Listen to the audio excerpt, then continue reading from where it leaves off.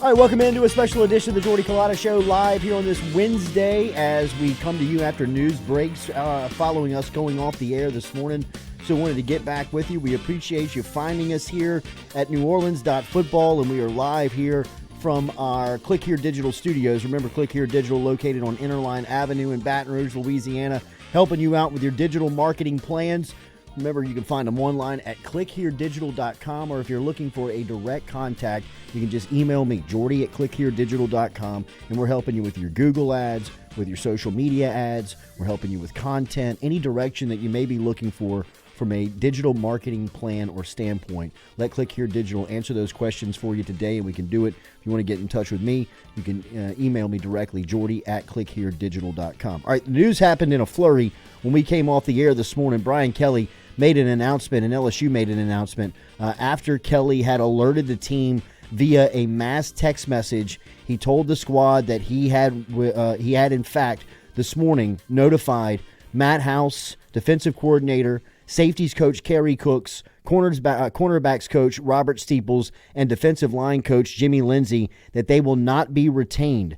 Kelly went on to say that he wanted to thank all of their coaches for their time and the behalf that they had put in for the football program and to the institution. Decisions like these are always difficult, and we do not take them lightly, but they are made with the best interest of our program and our student athletes in mind. Moving forward, we will continue to work on building a championship caliber coaching staff in support of our mission to graduate champions, was the full statement from Brian Kelly that he put out via LSU this morning. Obviously, it was surprising to see all of the defensive staff moved on.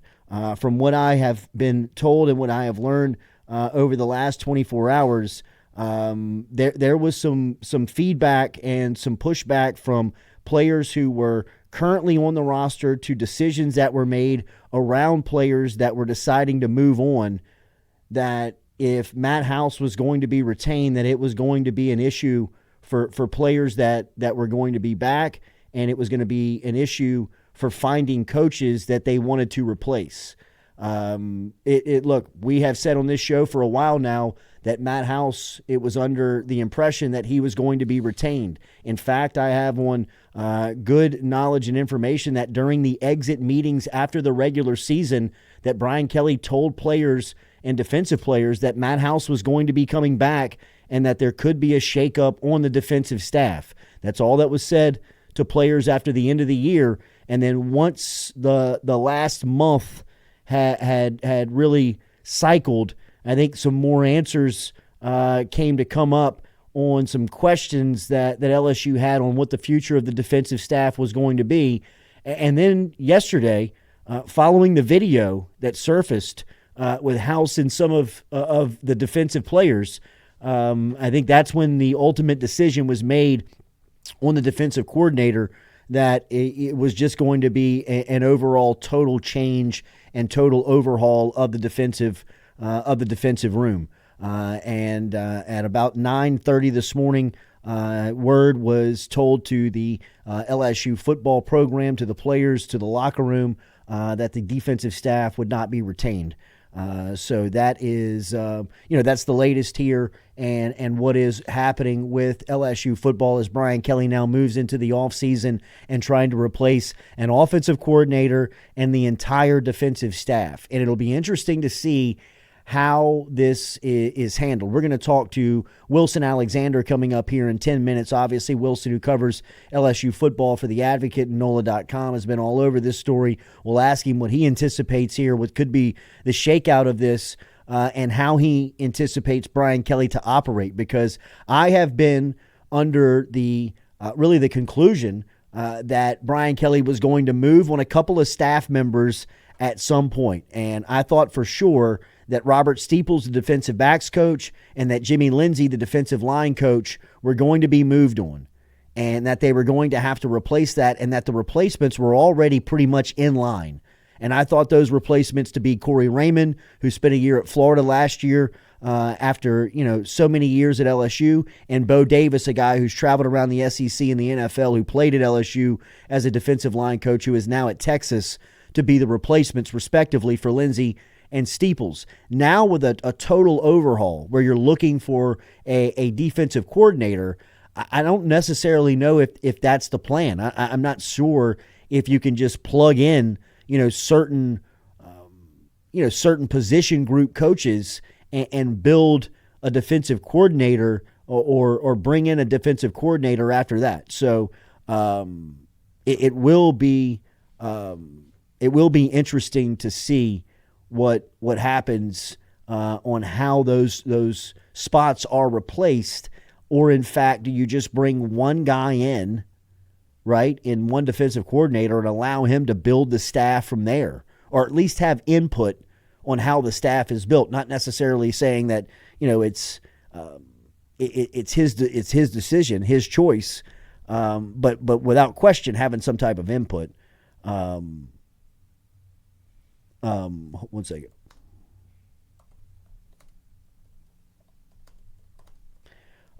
So we will wait and see what happens to how they replace that, because I did fully expect Corey Raymond and Bo Davis to be announced at some point as the replacements for the defensive backs role and the defensive line role, respectively. But now that there's been an overhaul where nobody on the defensive staff, remains at LSU, I don't necessarily know how you handle this. And a couple of names that I've heard early on for the coordinator gig, right? One name that I've heard a couple of times has been Jesse Minter. Minter is currently the defensive coordinator at the University of Michigan and has experience in working with Brian Kelly. He started his coaching career out at Notre Dame. This was before Kelly had got there, but he did serve 1 year as a grad assistant, as a student assistant on a Cincinnati staff that Brian Kelly was that Brian Kelly was the head coach on. So he knows Minter and Kelly have a relationship. That has been one name that I know Kelly is familiar with, that has had success here in this, recently in college football, and is somebody that has LSU's attention. Outside of that, I think you start looking at names. Jim Leonard is a name that has come up. Leonard is out of football, but has great experience in running Wisconsin's defense and has always had a very respectable and, from a scheme and a ability standpoint, has always been somebody that's had very high respect. Blake Baker is another name that comes and pops up. Baker spent time at LSU. He was the linebackers coach a couple of years ago on an Ogeron staff. He was the lead recruiter on Harold Perkins, and he's now currently the defensive coordinator at the University of Missouri. So this is going to be a position. This is going to be a role that, a lot like we said last week when the decision and Mike Denbrock made his choice to move to Notre Dame, opening the job at LSU, is that everybody's going to pay attention to it because of the paycheck, because of the price tag, right? The defensive coordinator is very similar.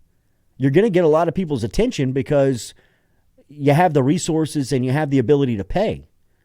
So I don't think that there's anybody that's necessarily off the board if you are interested in talking to them.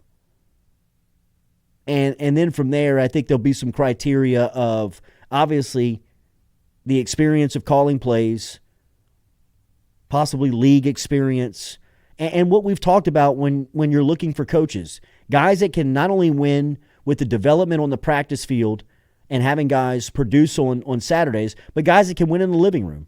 Guys that can recruit and guys that can develop. Recruit and development are two major priorities that head football coaches at successful programs are looking at and trying to finding, especially when you're talking about lieutenants and coordinators.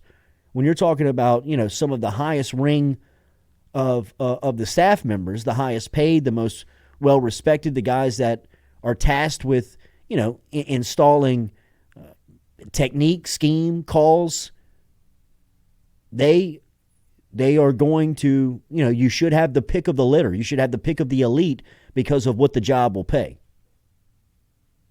So, I think Brian Kelly's about to be really busy. I mean, he's looking for both an offensive and a defensive coordinator, and he's looking to replace his entire defensive staff.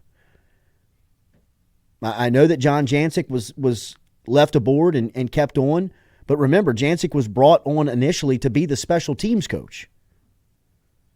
He had to transition into a role that he was not hired to do after the news broke on Jimmy Lindsey and his health at the beginning of the year was going to put him on the shelf for an extended amount of time. So news breaking this morning that LSU is moving on the entire defensive staff. Matt House, Robert Steeples, Kerry Cooks, all a part of the wash. Jimmy Lindsey, the defensive line coach, in that mix as well, of guys that have been notified that they are no longer with the program. So, it'll be interesting to see how this is handled on the replacement. We're going to talk to Wilson Alexander coming up here in just a few minutes. Alexander, of course, is very busy right now. He covers the program for NOLA.com and for The Advocate. Obviously, he's on top of this story. We will ask him what the latest is and what he anticipates of what could be next for LSU at this role. We have both heard names like Corey Raymond and Bo Davis being kicked around over the last couple of weeks. What does that do for that information now that the coordinator job is in fact vacant? Now that you have to replace the overall defensive room, do you have guys that you go and hire individually? Or do you hire one staff member as a coordinator and say, hey, what do you like? Who do you like here as far as the input goes in bringing and putting the staff together? We'll talk about that with Wilson Alexander and more. And we'll also take your comments. If you have comments, please get them inside of the chat. We'll also open up the phone line here when we hang up with Wilson and get some feedback from the fan base, from the LSU fan base out there on what you anticipate could be next. So a lot moving here as we'll spend about an hour, about 90 minutes here after news broke this morning that LSU in the market now for a defensive staff, including a coordinator, defensive line coach, safeties, and cornerbacks coach, all relieved of their duties this morning, according to an LSU statement that was put out just over an hour and a half ago. So lots moving here on this Wednesday. Make sure and give us a like, give us a share, give us a comment, subscribe to the page if you have not subscribed here to NewOrleans.football. This is our home. Remember, 7 to 9 a.m. You can find us here at NewOrleans.football. We've got a lot of stuff we'll be telling you about that we're excited coming up. We'll have subscription packages for you to jump aboard and learn about, but you can always check that out at NewOrleans.football. You can check that out at NewOrleans.football, where you can get the latest on what's happening. It's going to be a busy offseason for both the Saints and LSU. LSU in the coaching market, it seems like the Saints are going to be in the coaching market. I mean, if the Saints don't relieve the offensive staff of their duties, what the hell are they looking at, right? I mean, for as bad as the LSU defense was in 2023, can't we argue that the Saints offense is just as bad? So if they're keeping Dennis Allen, they're going to have to make some moves. And if you want all that info, you can get all of that bundled up right here at NewOrleans.football, the LSU information and the Saints information. Go get that subscription today. We got Wilson. All right, let's jump aboard and talk to Wilson Alexander now. Wilson, I know this is a very busy day. We appreciate you fitting us inside of your schedule. Of course, Wilson joins us every Tuesday morning on our regular show. He's usually here at 8:15 on Tuesday mornings talking the latest of LSU football, and the latest is a lot. Wilson, here on the third day of 2024, Brian Kelly makes it official and has moved on from not only guys that we anticipated moving on like Jimmy Lindsey and Robert Steeples, but he goes ahead and clears the entire staff. What did you make of the news that came across the wire just over 90 minutes ago? I guess not totally unexpected in terms of Brian Kelly making defensive staff changes. Like you said, he certainly did this in a very tidy manner, though, kind of all coming out just at once. They had their press release ready very shortly, so it was tip to LSU, I think, in that regard in terms of kind of the manner in which this was done. But like you said, after a season in which LSU struggled defensively all year, Brian Kelly had to make some kind of change. And was he going to keep Matt House or not keep Matt House? That was kind of maybe the main question.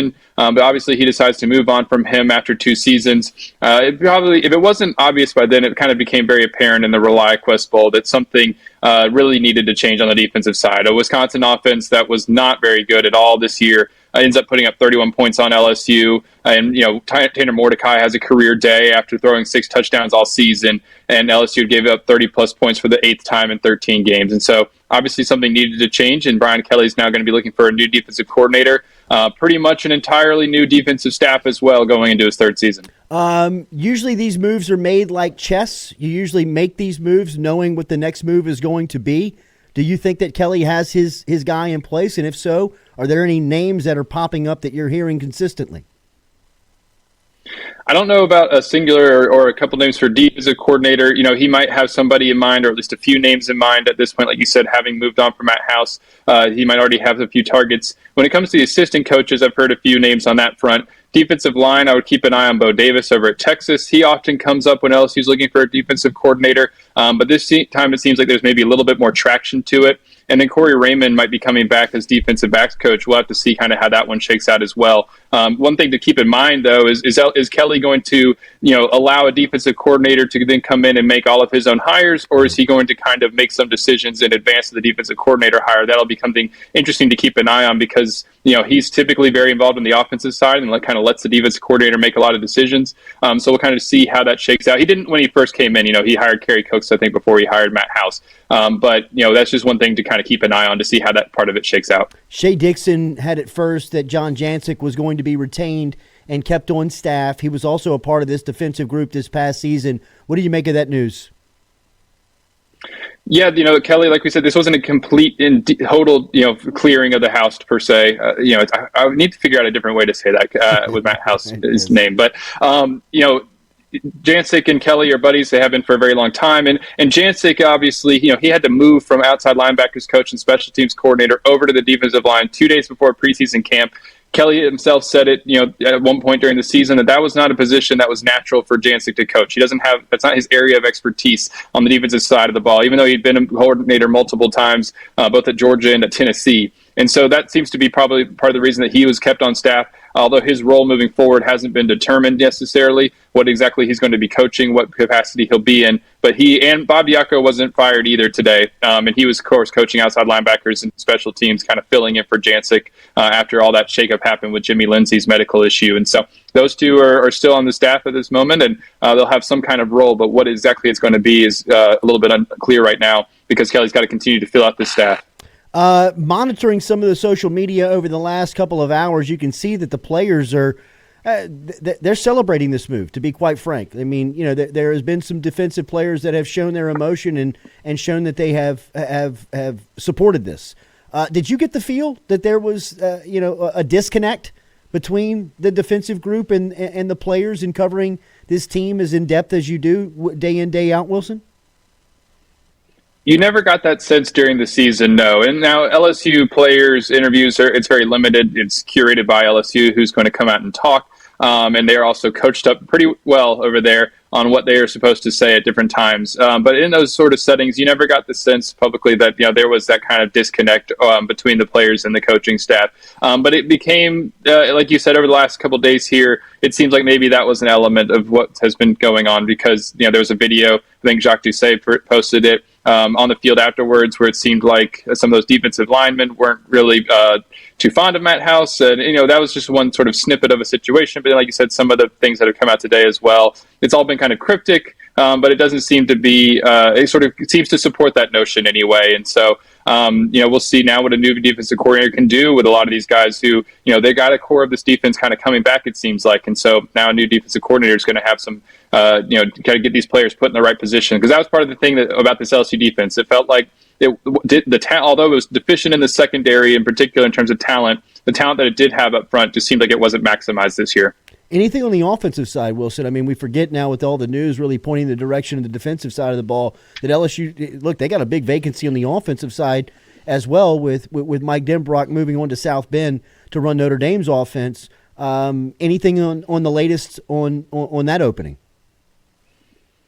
No update from that's new necessarily at this point. I still expect Joe Sloan to get a very long look at that job. Cortez Hankton as well. Maybe Brian Kelly elevates both of them in some capacity to try to keep them. I think that's a priority for him this offseason, is to try to retain both of those coaches. LSU has recruited really well now at quarterback and at wide receiver over the last couple of years, and not only recruited but developed the talent very well. We saw that, especially with Jaden, with Brian Thomas after back-to-back seasons with less than 400 yards, exploding this year. And so I think LSU would like to keep both of them, but nothing new as of now as to what they're going to do. But like you said, I mean, it's not just on the defensive side now. Brian Kelly's got quite a few openings that he's got to fill. His top two assistants are going to be different next year, and so year 3 is going to be fascinating to see how this unfolds.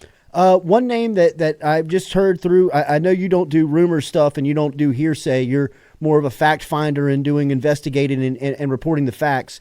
But Jesse Minter has a connection with Brian Kelly from his time at Cincinnati. He's now running the defense at the University of Michigan. He's been a name, at least early in the process, that I've been told from people who just didn't know Kelly and have worked with him to watch out for.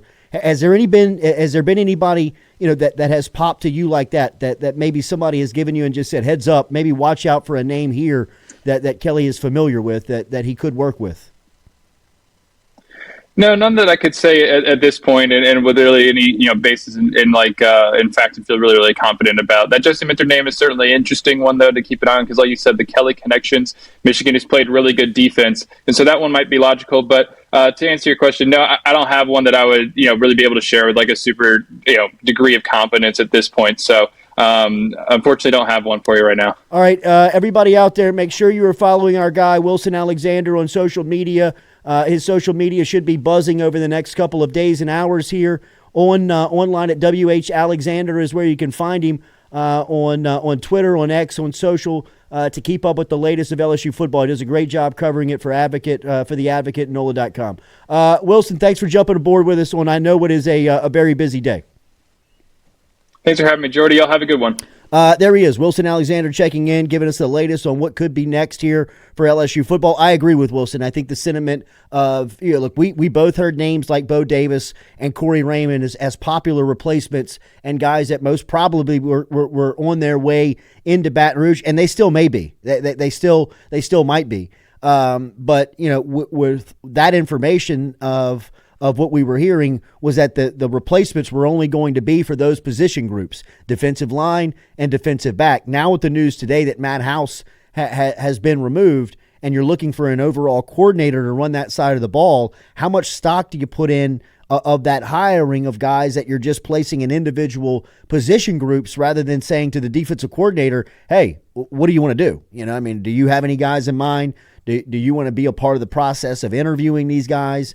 There's all types of aspects to that working relationship that goes into making those choices of how you want to operate and move forward. So it will be interesting to see how that is handled over the next couple of days and how that's handled over this next time period of LSU looking for a replacement there. So very active day here. Make sure you're following Wilson Alexander. That conversation with Wilson brought to you by our friends over at Go Roof. Remember, online at GEAUXroof.com. Get in touch with Go Roof. Weather's been sloppy down here in South Louisiana for the past couple of hours. If you have a leak on your roof, whether it's commercial or residential, Go Roof can help you out. 225-927-8300. A beautiful roof every single time, and online at GEAUXroof.com. Whether it's residential roofing, commercial roofing, or roofing repairs that you need today, let Go Roof jump aboard and jump up on the roof. They'll work directly with the insurance company if you need a replacement or if you need those repairs,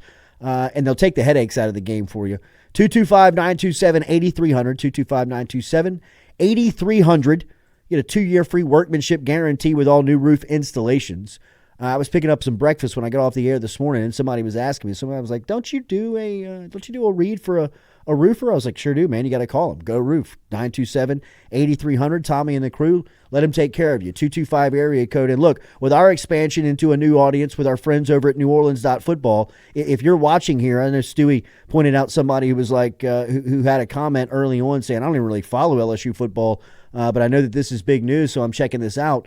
If you're a new viewer and you're in the New Orleans area, or if you're in the North Shore area and you are looking for a trusted roofer, over 15 years experience, our friends at Go Roof can help you out. GEAUXroof.com, roof.com is where you can find them online, or you can call them 225-927-8300. Let them know you heard it here on the Culotta Show. We appreciate the support very much. So good stuff from Wilson. Thanks to him for checking in here on what is a very busy day. Look, this is going to be an active news flurry for LSU over the next couple of cycles. They'll be in it as they are in the market for offensive and defensive coordinator. Brian Kelly replacing his top two positions, his top two lieutenants when it comes to on-the-field calls and as far as that goes. So, look, from an offensive standpoint, LSU's got a lot to sell. Both positions have an attraction to them because, as we said, they pay well, right? I mean, think about what you do for a living. If one of the giants in the industry, if one of the elite in the trade had an opening at your position, you would raise your eyebrows, right? Okay, like what can I do to at least get in the mix there? Because I know that they pay well, and it's a well-run organization. Get to coach first-round talent. You have your pick of the litter of recruiting resources, facilities, recruiting area, staffers, assistants, player, all of it. So a very attractive roles that are now open in Baton Rouge for LSU that has, look, this is a big moment for Brian Kelly. This is one in which he will be graded and judged upon of whatever he decides to do here with these two openings, because it's going to dictate a lot of what his future is going to hold here in Baton Rouge. So these are major moves, man.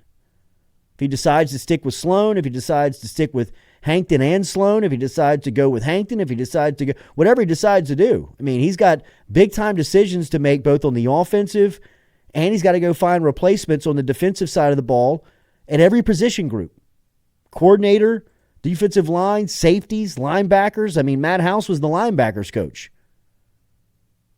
You've got to find a role, a leader for everybody that meant anything on the defensive staff.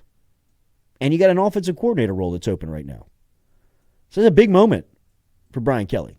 Big moment for the program. A pivotal moment going into year 3 in which Kelly even called down the judges and said, hey, look, first 2 years, unfair judgment. No feedback allowed. Year 3, if you want to judge the program, you want to judge the program under Kelly's direction, it's fair to do so. Kelly said so. I mean, anytime he would talk about where the program should be under his direction, he would say, year 3 is when we should be fairly looked at, determined, and graded. Going into year 3, both of his coordinator positions are open, and he's got to replace his entire defensive staff. This is a huge moment for the program. It's a huge moment for Kelly. So it's going to be interesting to see. I mentioned a couple of names that I would look out for on the defensive side. And some of the names that we've heard at least a little bit early on. Jesse Minter is a name that we mentioned from Michigan. He's got Kelly ties. They worked together at the University of Cincinnati way back over 10 years ago, as Minter was a young grad assistant, and Kelly was really kind of climbing the college football ladder and trying to get to the apex of the sport. Now he's found himself at the mountaintop at an SEC job that pays him what he needs, has all the resources. Minter's running Michigan's defense and finds himself in the national championship. So obviously a name to watch is a guy like Jesse Minter.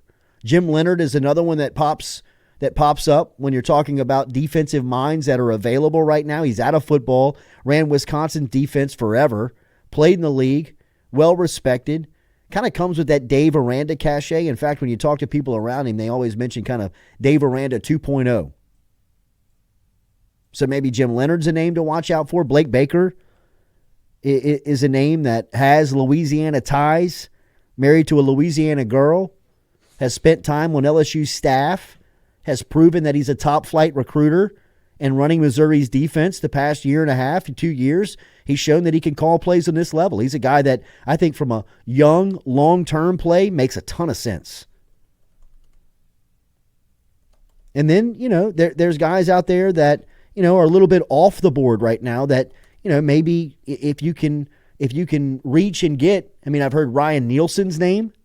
Nielsen is the defensive line coach, former defensive line coach for the New Orleans Saints, who Sean Payton really blockaded him from joining Ed Orgeron's staff a couple of years ago when O wanted to make him the defensive coordinator. Payton pulled the contract stipulation that said he could keep him with the Saints, but talk to people kind of behind closed doors, and Payton was really kind of looking out for Nielsen's career. He knew that Orgeron's LSU program at that point was really kind of a burning building. It was a dumpster fire. It was only a matter of time before the wheels had completely fallen off, and Payton really kind of stepped up and made a good call, or at least helped to consult Nielsen on making that decision, keeping him with the Saints, and now Nielsen's running the defense for the Atlanta Falcons, in which that program, that coaching staff, who's that, Arthur Smith? Yeah. Looks in trouble. So maybe a guy like Nielsen pops up off the board, not talking about him. Makes a little sense. But Phil Parker, defensive coordinator at Iowa. How long can you stay up there and put a championship level on the defense on the field and play with such a putrid offense? Maybe he'd like to play into the big lights. I don't know. There's names out there, and like I said, everybody's going to pay attention. Lance Guidry, University of Miami, Louisiana ties. I think they took him from McNeese. Yeah, he was McNeese's head coach. And you can see, Miami's defense has a little bit of that swagger back to them. They don't have the players they once did, but they got that attitude to them, and that all comes from Louisiana. You could tell that's Guidry running those guys. But look, man, it's going to be interesting to see where he goes here, because he's got a lot on the line. Stu, what's the phone number? You'll need to unlock your iPhone first. It's been a while. Siri. Always listening. I'm not talking to you right now, Siri. Chill out. Go away. All right, we're going to take some phone calls here. Make sure and get them lined up. Stewie's going to get you the phone number here. We'll take your reaction. Open defensive coordinator, open offensive coordinator. Brian Kelly's got to make a move here. We'll take this for about 30, 45 minutes before we get back out of here at about 2:15 is where we will finish up. So we appreciate you being here, finding us, and jumping aboard here on NewOrleans.football. Hopefully you had no problem finding the YouTube site. You've subscribed to the YouTube channel. Remember, if you want to stay notified when we go live, all you got to do is click that bell on the subscribe button. If you hit that bell, you'll be notified every time we go live. If we have a specialty show like this, if we pop up at 1 o'clock on a Wednesday when something breaks, you can make sure and stay involved with us. What we got, Stewie? No calls yet. Yeah, no. What's the number? Oh, it's up there. 707-400-5575. Okay, so jump aboard. Get your calls in. 707-400-5575. We got a rule here. Have a take, don't suck. It's really built after Jim Rome's sports call-in show that he made so popular 30 years ago, where he lives off the phone calls. But if you're going to call up, have a take. Don't suck. We're doing good. You're doing good. Happy New Year. Happy New Year to you. We don't know how to go through the small talk. Jump in. Give us your take. What do you think? Who's it going to be? Let us react. If you want to stay aboard and react a little bit, it's all good. But let's keep it moving, right? Is it the phone line ringing, Stewie? Perfect. All right, let's go to the phone line. 707-400-5575 is the phone number. Who are we talking to? What's your name? Where are you calling from? Have a take, don't suck. Stewie? You live? Yeah. Hello? All right, remember, if you hear us talking to you, that means you're live. 707-400-5575. All right, what's your name? Where are you calling from? Hey, my name is Devin Johnson. I'm calling from Sulphur, Louisiana. Devin from Sulphur, what you got? First off, just want to wish you guys a happy New Year's. You guys do an awesome job. Everyone loves listening to you guys. But what I'll say about the news that broke today, it just proves that Brian Kelly knows what he's doing. Yeah. And Jordy, like you said, he had to make these decisions, or his future could be impacted at LSU. First off, to the coaches that got fired today, we wish nothing but the best to them, but changes had to be made. But here's what I'll say. Whatever Brian Kelly does on the defensive side of the ball, I know that we have an opening for offensive coordinator as well, but whatever Brian Kelly does for the defensive side, whoever he gets needs to be nasty. It's time to get the swagger back in Baton Rouge. It's time to release the dogs. Amen. We have just looked weak. And if Brian Kelly wants to win a national championship at LSU, he has got to get someone in Baton Rouge that goes out and gets the dogs. And now I understand the NIL is really hurting college football right now. I support the NIL. I think it's great for the kids to make money. I think it's great. But between NIL and the portal, it's hard to win the elite games in college football now.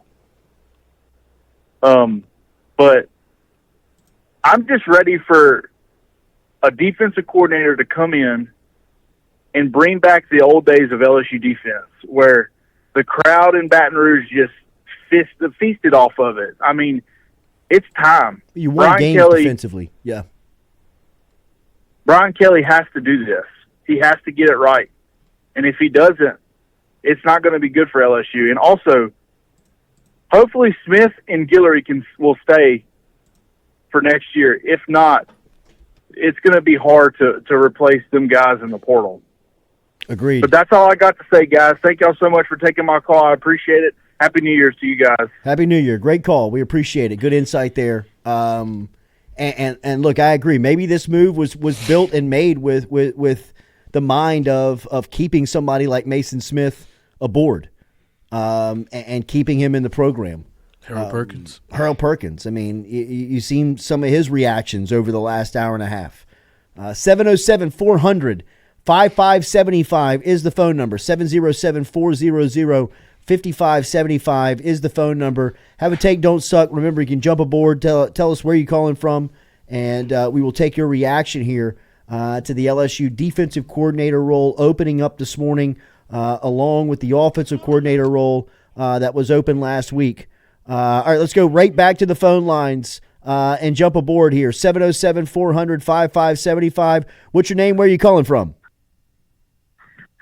Hey, Jordy, it's Ryan from Central Arkansas. I didn't even know y'all were doing this today right now. I appreciate you finding us, Ryan. We had to jump aboard for this special show after the news this morning. What you got? Well, I mean, that's kind of it. It's really good news. I mean, I know it kind of sucks as far as, those coaches, having to move their families and stuff again. But, it's kind of the nature of this job. I think they kind of totally expected, hey, there were going to be consequences with the outcome of the way, the Tigers defense looked this year. It was obviously, the last caller, they can't screw this next one up. I totally expect, you look at Marcus Freeman and guys, and Brian Kelly's got those guys with their head coaches now, in a way. He kind of set them up, right? I totally expect he'll win on this. I think he'll get this fixed. It just, man, the other day, when you I think the Wisconsin quarterback had, I think, a total of 6 touchdowns all year, if that was correct. I'm not sure. But his, QB rating the other day, if he'd have done that all season long, he'd have been right behind Bo Nix and Jane Daniels. That's disgusting. Mm-hmm. I mean, it's beyond just the secondary. I mean, there's nothing. It is a layers of we don't have bums out there. These are not bums, but they're playing like bums because they've been poorly coached, executed, put in bad spots. I feel bad for Sage Ryan. I'm glad he decided to stay as far as right now, unless something changes in the spring.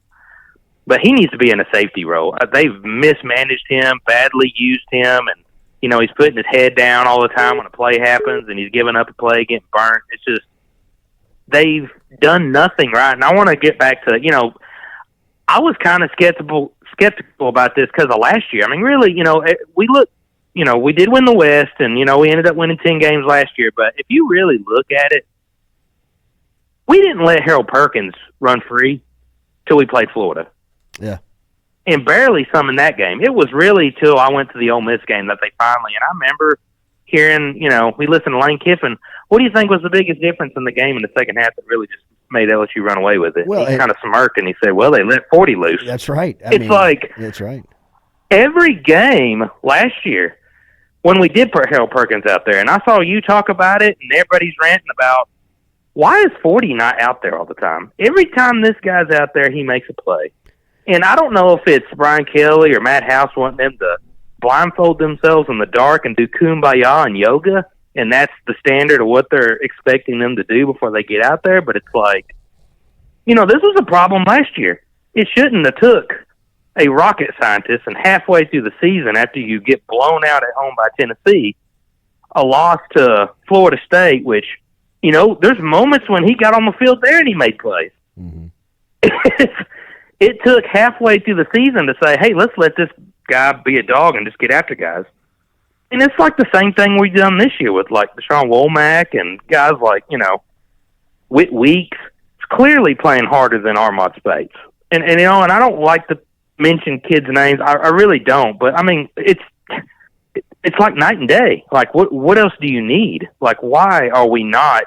It's like you're allowing this to cost your job because you're not putting the best players out there. It was a problem all last year. Luckily, we got through it in a way, and it was a highlight. But, you got to think last year, too, we had guys like B.J. Ojolari and Ali Gay that really helped take a lot of the pressure off last year. I mean, those guys, do you really want to run outside on those guys? And it kind of let Harold run free on a lot of plays. Right. This year, we didn't have any of that.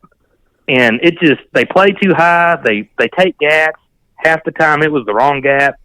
The secondary looked slower than the Wisconsin wide receivers a lot the other day. That was, to me, just, if it wasn't already official, that was definitely the, I think the straw on the camel's back that just, that I was actually watching a highlight of a 2003 South Carolina game last night. And it's sick. Like, you look, the whole defense line from Louisiana on that national championship team. It's just, there's just no excuse for it. So thank goodness they made changes. Hopefully we get somebody in there that knows to play the best players, and that's all they want to do. And I'm going to get off here. I just wondered, I had one other thing. I just wondered what y'all thought about this. We kind of do the same thing with the running back, deal too. I don't really know what their deal is with how they determine rotation. Caleb Jackson gets 3 carries, and he looks like a reincarnation of Ali Broussard out there as his freshman year. And, thanks a lot, kid. Thanks for that touchdown. Now back to the sideline. I just wanted to hear y'all's thoughts on it, and go Tigers. Thank you. I appreciate the call. Thanks for listening up in Central Arkansas. Yeah, hit us with the Go Tigers on the way out. I agree. It was a little confusing what they were doing with Caleb Jackson in the bowl game. Only 2 carries for him. He's definitely the future. I don't know if they were just trying to get some other carries with some experienced guys. But, you look at what potentially could be a backfield that is headlined by Caleb Jackson, possibly Trey Holly, and the inclusion of Caden Durham. And you have guys coming back like Josh Williams. That's still a very talented and healthy running back room. But, yeah, for sure. I don't know really kind of what that was confusing a little bit with Caleb Jackson in the bowl game. That's the only way I can think of it, is that they know he's the future. And they wanted to get some of those veteran guys, some more touches. Remember the phone line, 707-400-5575, 707-400-5575. Remember, as you can have a take, don't suck. Tell us where your name and what you're calling from. Stewie, keep your eyes on me if I give you the kill switch, the kill sign on the audible there. Stewie is running the phone lines there. I do not have control of it, but I will let you know, Stewie, if we need to move to the next caller. 707-400-5575. Have a take, don't suck. Last guy started off bad. He just said, no, let's not get into the whole fucking Happy New Year's thing. That's right. Just give me what you got. That's right. But he killed it. He crushed it. Yeah, he got back. All right, phone lines ringing. Let's go to it. 707-400-5575. Have a take, don't suck. What's your name? Where are you calling from? This is Zach from Conroe, Texas. Zach, what's on your mind? Man, I'm just curious. Do you think this could lead to? It seems like the players switched after the bowl game. Like, we're not putting up with this, crap anymore. Would this lead to any rot with the new coaching staff leading forward? Any what? Rot, like rot within the locker room. Like, I don't think so. I kind of caught that it kind of enthusiasm. It was kind of a jolt of enthusiasm. If I'm reading between the lines, I'm looking at a lot of people that are reacting, kind of like it's a new day, like they're getting a new opportunity. So I do not believe that this would go against them. I think that this was very much invited. It does matter who they bring in, though. One part of this is now done. Now the other part is that you got to get the hire right. You got to make sure and give. You got to bring in the right people that can get the best out of the players that they have on the roster. All right, back to the phone line, 707-400-5575. Have a take, don't suck. What's your name? Where are you calling from? Hey, this is Mark from San Antonio. Hey, Mark. What's happening? Not much, but I'm calling in regards to Matt House. People have been saying, do you think it was more scheme, or do you think it was more the player talent? Like, if we bring in a new coach next year, should we be expecting LSU to have enough talent to turn this around next year and expect a big change in the defensive performance? Or is this hey, we still need a whole lot more talent and a couple more recruiting cycles to really expect LSU to be the LSU of old? I think it's fair, Mark, and I think it's a good call. We appreciate you listening over in San Antonio. But I believe that LSU did not have top-flight talent at certain roles on their defense. Defensive back, they need upgrading talent, right? Like, without question. They lose Mekhi Wingo yesterday. I don't know what the future holds for Mason Smith, especially with the news over the last couple of hours that there's a new defensive staff coming in. If you lose him, you're in dire straits at defensive line, too. So you're going to be down from a talent standpoint at the both, defensive line and defensive back position on those two levels of that side of the ball. I do believe that LSU's talent was better than what they performed to this season. Do I believe them to be a championship elite level defense? I do not. Do I believe that they're better than, ranked under 115th in every category that means anything defensively? I do. So I believe that it was a combination, when you look at House, of both scheme and not the personnel in the sense of it being down. While I could make arguments that it was down in certain positions like, defensive back and defensive line, but more that he didn't play the best players. And, I know that is a drum that I have beat the hell out of this past season, but I think ultimately it's one of the major marks that cost Matt House his job, is that you just, for whatever reason, and there should and could be a clear explanation behind the scenes on why Braden Swinson did not play over Ovie Oghoufo. There may be a clear explanation behind the scenes on why Omar Spates played over Whit Weeks. There may be a clear explanation why it took Javion Toviano until the Alabama game to get on the field consistently. There may be an explanation behind the scenes on why Deshaun Womack did not crack the lineup and play more than he did this past season. There may be clear explanations on all of that, but when you watch LSU play, those guys did not play the majority of the reps, and I believe that to be insubordination. I believe that to be not doing your job to the best of your ability if you're not playing the right guys. How many times do you have to watch missed tackles over and over again from the usual suspects until you make a substitution and these young guys continue to track down and tackle the ball? I mean, it's just things that, look, you and I, who may have an elementary level football knowledge, can look at and say, why are they not doing that? It doesn't necessarily take a master's degree or a championship ring to sometimes figure out what is the low-hanging fruit on what is causing you so much strife and why you're not successful. It is difficult, in my opinion. It's difficult to set back Harold Perkins as far back as he regressed in his second year. You could have argued at the end of last year that Harold Perkins was the most single dynamic defensive player in college football. Like, he was one of those guys that you can't account for him. There's nothing you can do. You can play him at safety. You can play him at linebacker. You can play him at defensive end. There's just these versatile elements to his game that make him very unique to coach. LSU screwed him up completely his second year. Now, he's so good that no matter where you put him, he finally started to, the cream started to rise to the top type deal with him. No matter where he was, I mean, he was going to make plays.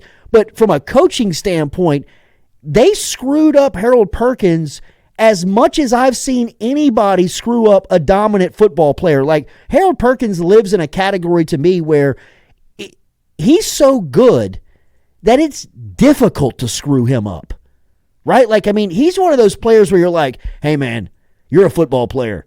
Go play football. You know what I mean? Like, just don't overthink it. Like, this guy he can't be accounted for.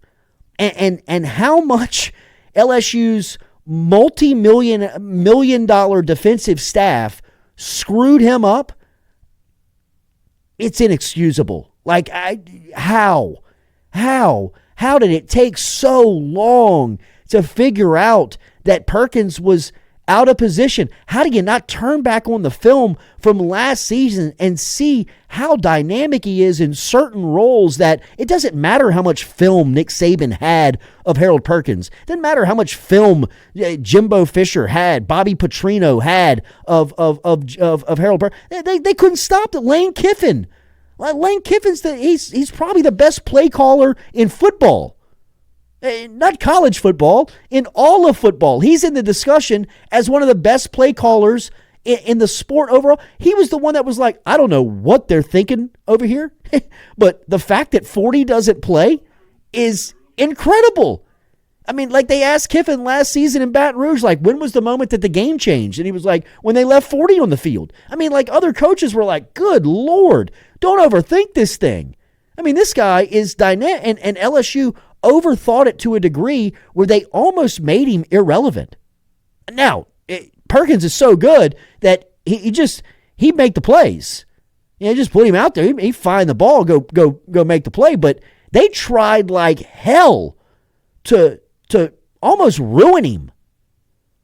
Really and truly. I mean, it is one of the most head-scratching, dumbfounding, amazing elements of LSU in 2023 that they took maybe the most dynamic defensive player in the game and lost him.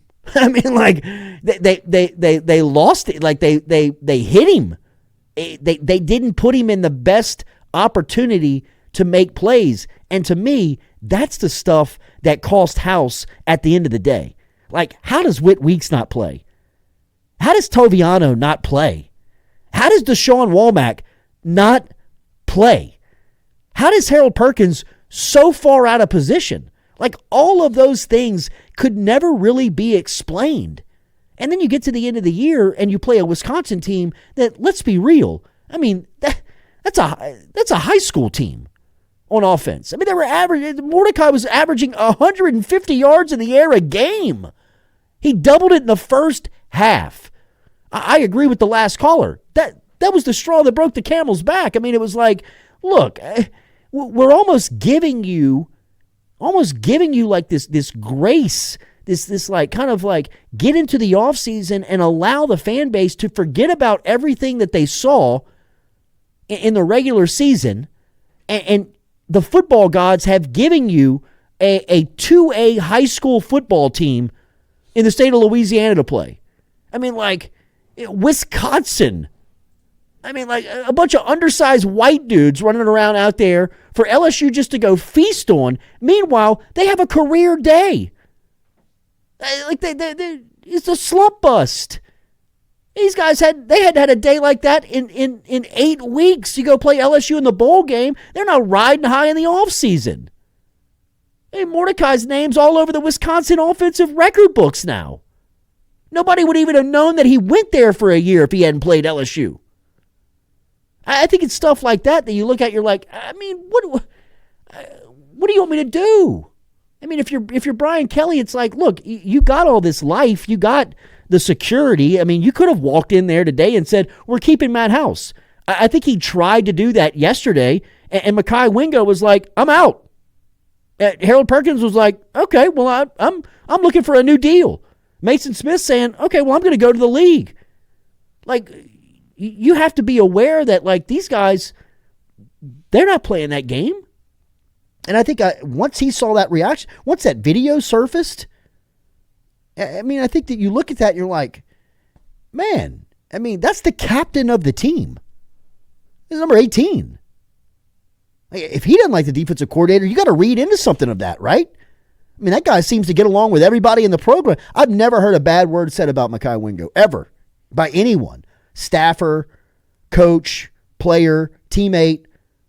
I mean, no one. Everybody talks extremely high of Mekhi Wingo. You can say what you want about that video. That dude didn't want to talk to Matt House. He never even looked at him. House is slapping him on the chest, trying to get his attention. I think once you saw that, you're like, man, I mean, these guys are disconnected. There's no connection here. There's no respect. You got to make that move.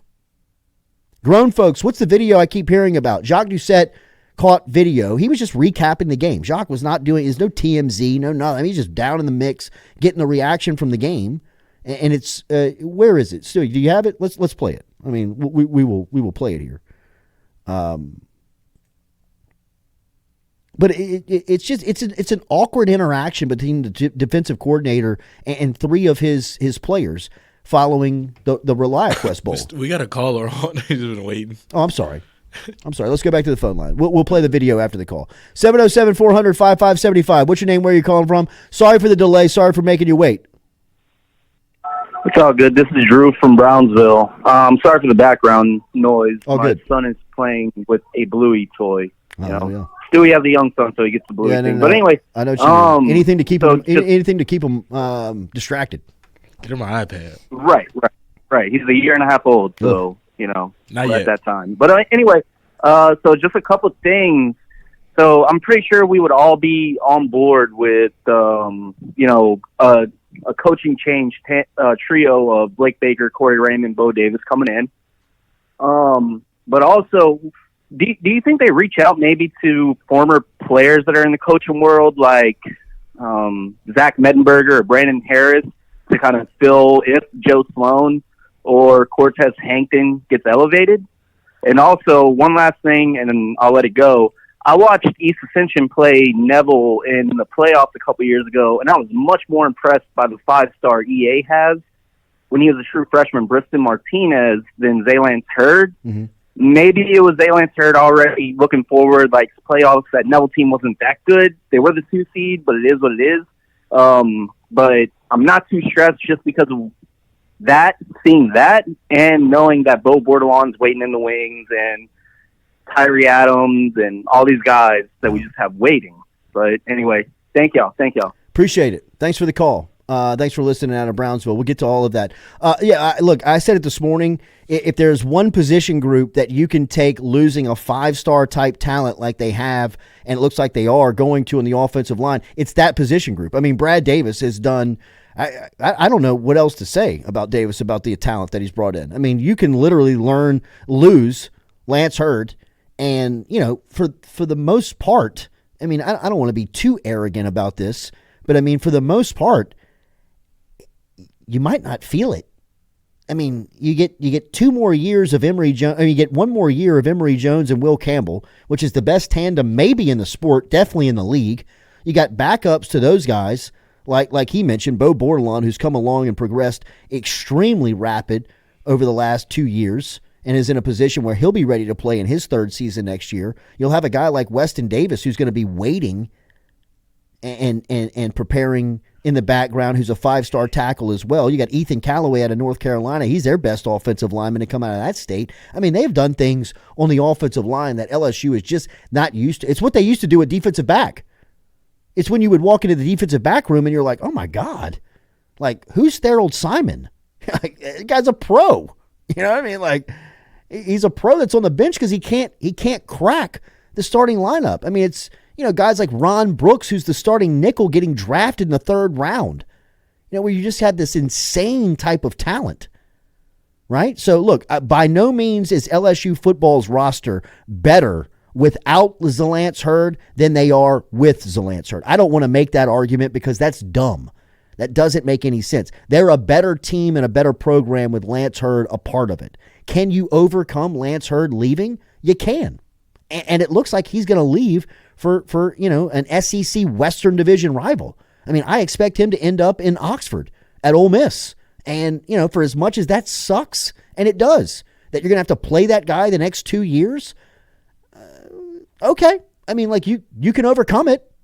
Again, you'd rather him in the purple and gold, but if not, all right. I mean, it's not as if it could be overcome.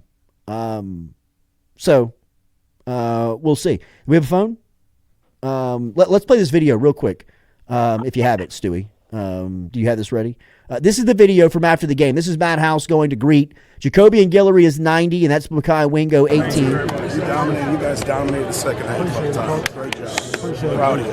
Proud of you. Hey. You are.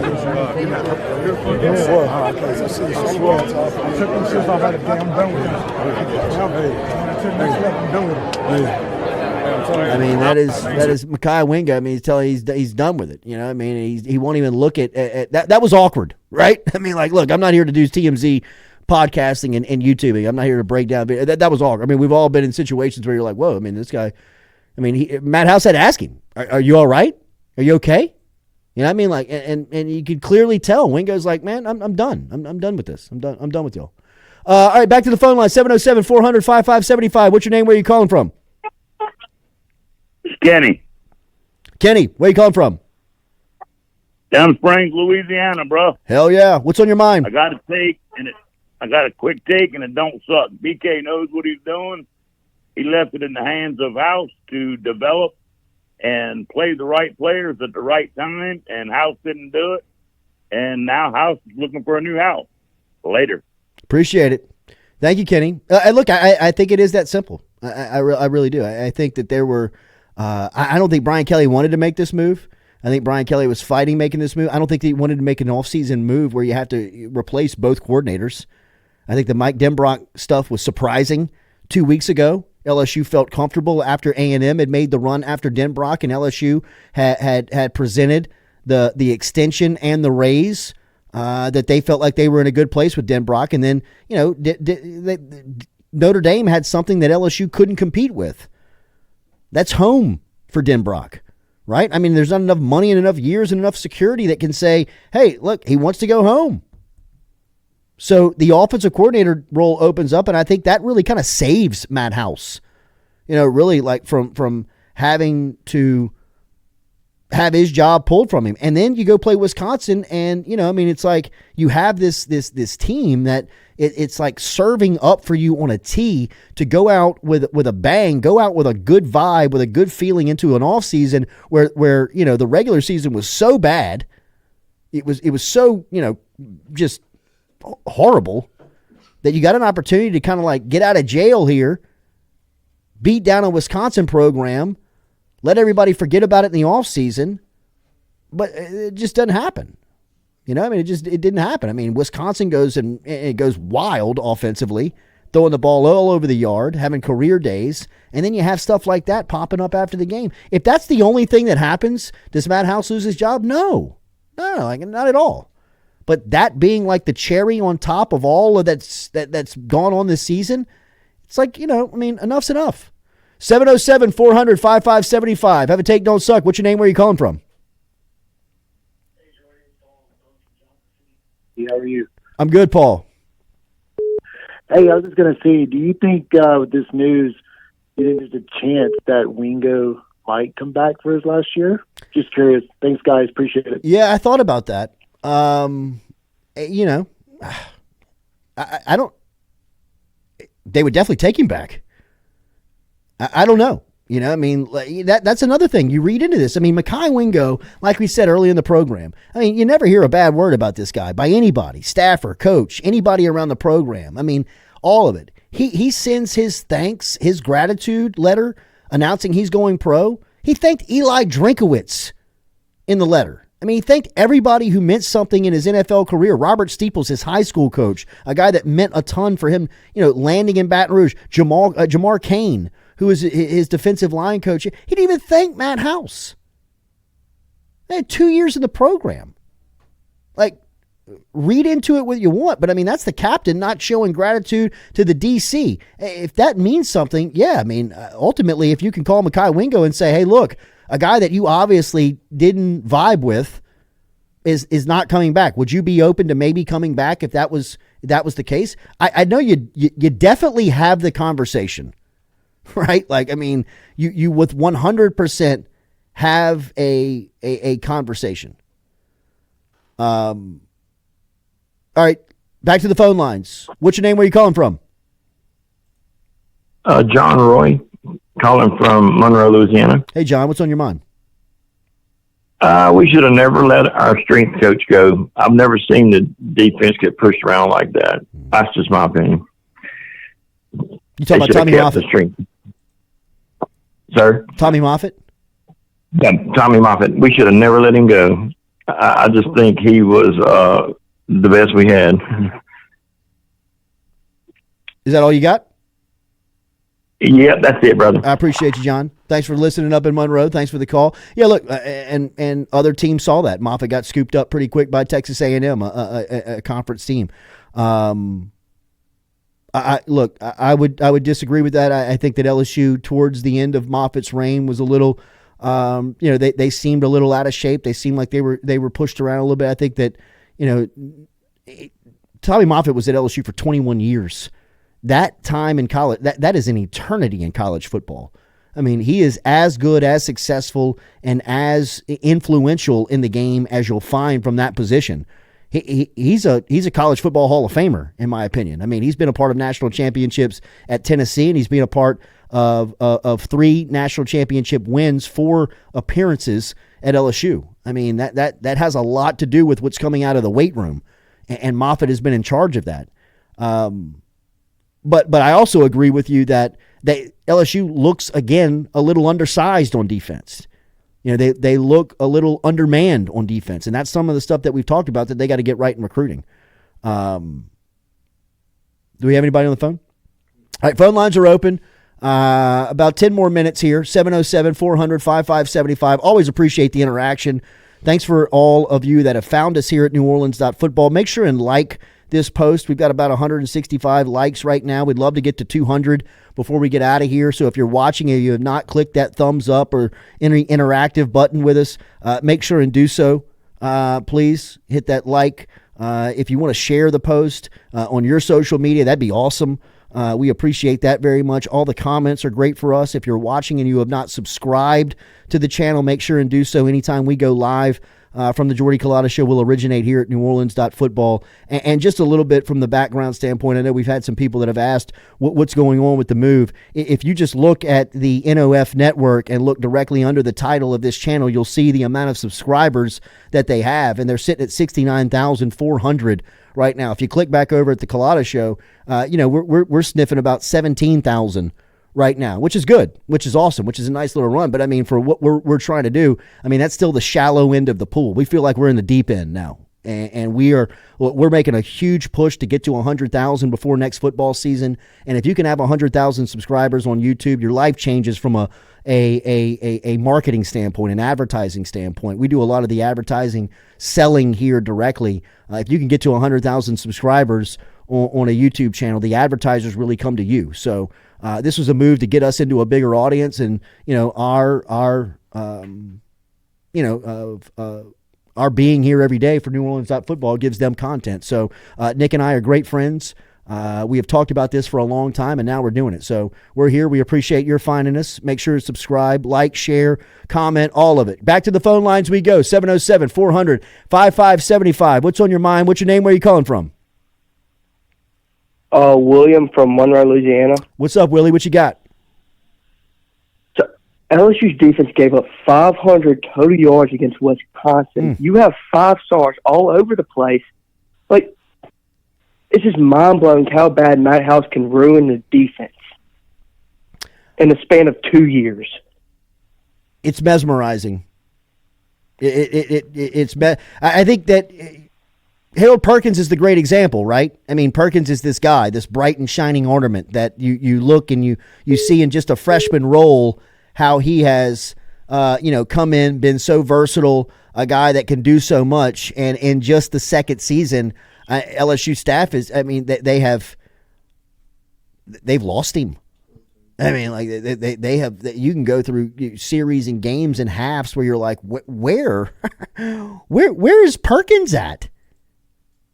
And then you could tell he gets a little bit of enough of it. He'll start doing his own thing, and he'll intercept a pass, or he'll track down the fastest guy in the field from behind, or he'll force a fumble, or just stuff that you're like, oh, okay. I mean, like that's not coaching. That's just instincts.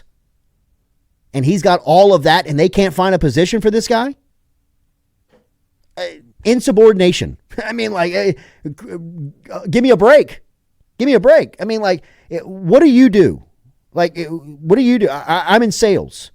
It would be as if somebody gave me a piece to sell that nobody would say no to. Like, it would be like this information or this product that I could have access to go meet with advertisers or decision makers that you knew was a guarantee. If I coached Harold Perkins in football, I know that I have something that nobody else does. And if I'm a football coach, I've been waiting my whole career for this guy. I've been waiting my whole life to coach a player like this. I mean, every prospect that comes through the door, for the most part, they look the same. I mean, if you've seen one 6'6" pass rusher, you've seen them all, right? I mean, for every Barkevius Mingo, I'll raise you an Arden Key. For every Arden Key, I'll give you a BJ Ojolari. I mean, like, what I'm saying is that, like, these guys exist. They're all SECs. They're all Americans. They're pros. But, I mean, like, I haven't seen a guy like Harold Perkins come through here. I haven't seen a guy like Tyrann Mathieu come through here. I mean, when you get those guys, you got to put them in positions that you say, hey, look, this is what makes him special. That I can move him all around the field. I can put him in places where you know where he is pre-snap, but when the ball's snapped, you got no idea where he's at because he's in the backfield. He's causing fumbles. He's picking passes off. He's guarding your tight. He's doing whatever he really wants because there's nobody else like him. LSU took a prospect like that and just flushed him, lost him. Couldn't do anything about it. I mean, right? Phones open? Open, or we have a caller? Got somebody? Back to the phone lines. Last call of the day. Appreciate everybody's interaction. What's your name? Where are you calling from? My name is Eugene Elam. I'm calling from Davis-Monthan Air Force Base out here in Tucson, Arizona. What you got? I just wanted to say I love the show, guys. But I was just wondering, on the recruiting trail, what do you think they were selling to the recruits to get all these big commitments, knowing that we're going to be more than likely revamping our defensive line? You guys heard any rumors or anything? I have not, but I got to imagine that they knew what they had in mind. They knew what they were going to do, and they were selling that message. I can't imagine that Gabriel Relaford and Dominic McKinley are surprised by today's news. I got to imagine that they were kept up to date with that heavy of news. Now, did they know that they were going to fire the DC? Maybe not. But, in Brian Kelly putting out the mass text message to the players this morning, I got to imagine there was a similar type of text message that was put out to recruits or phone calls, right? Yeah. So, yeah. I mean, I definitely think that there is something that, that we didn't know that they had privy, they had that information. Okay. Well, I appreciate it. I love you guys' show. Thank y'all for everything y'all have done for us, for the brand. And I'm happy to be helping to watch you guys grow. Thank you. Happy New Year. Happy New Year to you. Bilbo T. Baggins saying that there has been some awful takes by Jordy and the callers on today's show, saying that we implied that the Wisconsin game and Doucette's video clip was the straw that broke the camel's back is false. I mean, like, that's exactly what I'm talking about when people take information here, think they're taking what the show said and running with. That is not what we said. I said that what the straw that broke the camel's back was the performance of the defense against Wisconsin was the straw that broke the camel's back. Was the video good for all of that? No. I mean, was it the reason why he got fired? Absolutely not. But the performance in the bowl game, when you've got it on a tee for your defense to go into the offseason with some good momentum, with some good vibes, and that's the performance that you bring, and players are still out of position and you're not playing the right guys and guys can't get on the field, it's like, this is over. I mean, that was what the straw that broke the camel's back on Matt House was the performance of the defense in the bowl game. And then afterwards, you've got your captain in video of that coming out. Not good, right?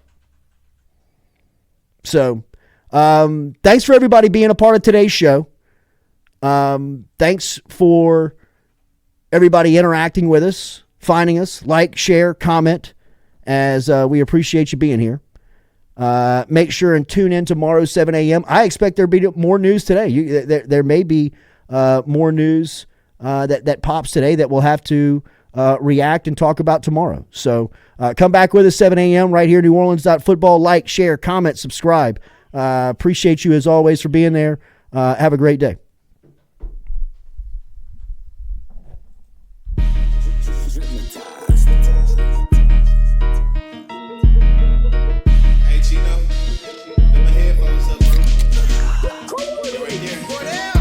Monday through Friday from 7 to 9. Yeah, you see the notification, we about to go live. We got all your favorite guests, we got them in line. It's the Jordy Culotta Show, come have a good time. It's the hottest show around, we ain't gotta flex. Call up G, we get it done, we earning our respect. Tell recruits to let us in, where they going next. Throw up the L's, now we lit, band playing neck. From the boot to the east to the west coast. No matter where we at, we live, mic'd up for show. Open up the phone lines, come and join the show. Make sure you tell your friends about Jordy Culotta Show. Yeah, Monday through Friday from 7 to 9. Yeah, you see the notification, we about to go live. We got all your favorite guests, we got them in line. It's the Jordy Culotta Show, come have a good time. Monday through Friday from 7 to 9. Yeah, you see the notification.